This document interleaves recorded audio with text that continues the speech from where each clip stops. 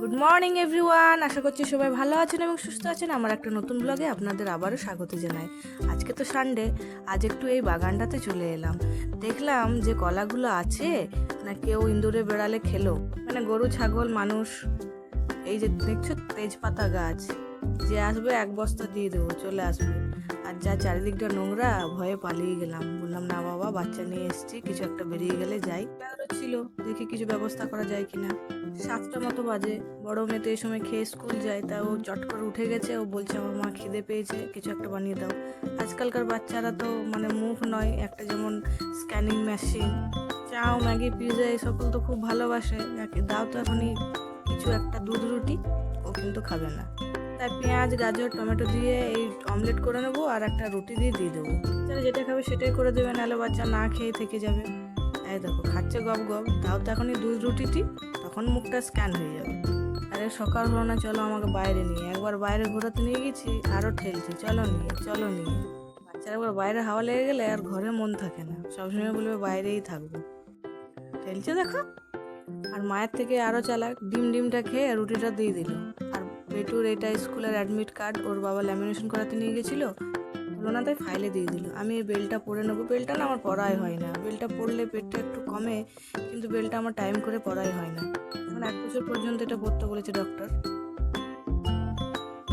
ঘুমিয়ে গেছে, এবার আমি টুকটুক করে কাজগুলো করে নেবো। যদিও আজ ওর বাবা আছে বাড়িতে, বাবা মেয়েকে নেবে, তাও যেন আজকের দিনে না বেশি কাজ থাকে, আর কাজগুলো না সময়ে করা হয় না। স্কুল আর ওর বাবার ডিউটি গেলেই কিন্তু আমার কাজগুলো ঠিকঠাক করা হয়।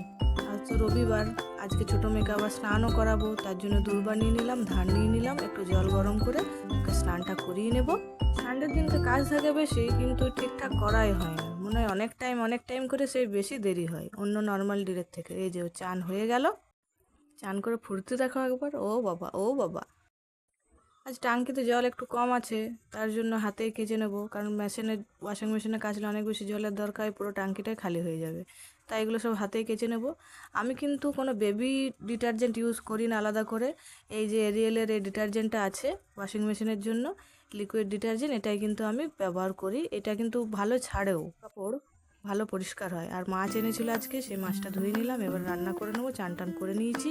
দেখুন আমার যতটুকু টাইম থাকে তার মধ্যেই মানে আমাকে খাবারের জোগাড় যন্ত্র সব করতে হয়। কোনো কিছু খাওয়ার মন থাকলেও সময়ের অভাবে করতে পারি না, তাই যেটুকু করি সেটুকুই আমার মানে সময়ের অভাবে করি। বাচ্চা নিয়ে সব তো পসিবল হয় না। এই যে লঙ্কা গাছে কুচি লঙ্কা আমি তুলে নেবো। কুচি লঙ্কা হলে হবে কি, ঝাল কিন্তু মারাত্মক, এটা খেলে চোখে নাকের থেকে জল বেরিয়ে যায়।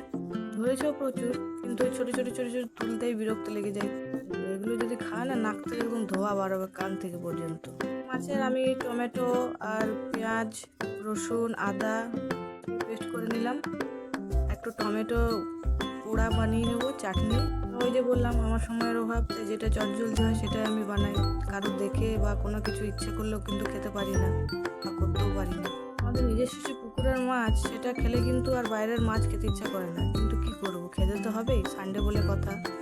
আজ শুনলাম নাকি একাদশী, তা একসময় আমি একাদশী করতাম, তাই চিকেনটা আজ খেলাম না, বললাম মাছটাই থাক। আর সেদিনে রাত্রে চিকেন তো খেলাম। আলু মাখা দেখবেন আমার ডেলি পাবেন, কারণ আলুটা আমি দিয়ে রাখি। ইনকেস যদি কোনো রান্না না করতে পারি তো আলুটা করবো। তো আলুটা আমি কীরকম স্টাইলে করি, সর্ষে ফোড়ন, কারো সর্ষে ফোড়ন দিয়ে দিলাম, একটু হলুদ দিয়ে দিলাম, রসুন দিয়ে দিলাম, আর চিকেন মশলা এটা দিয়ে মাখবো না, ও পুরো কোনো সবজির দরকার হয় না, এই করে পুরো ভাতটা খালা শেষ হয়ে যাবে কিন্তু।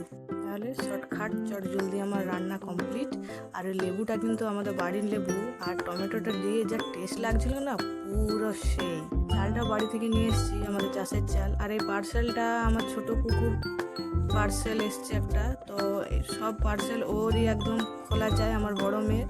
আর যে পিঙ্ক কালার সব কিছুই ওর। পিঙ্ক কালারের প্যান্ট একটা ছিল, সেটা বলছে যে না আমিই নেবো, কুকু যাতে না পরে। পৃথিবীতে যত পিঙ্ক কালার আছে সব কিছুই ওর, একমাত্র বাপের ওর অধিকার, মানে ওর অধিকার, যেমন ওর বাপের জিনিস। ভিডিওটি ভালো লেগে থাকলে লাইক কমেন্ট করবেন, আর এখনকার মতো টাটা, দেখাচ্ছে নতুন একটা ব্লগে।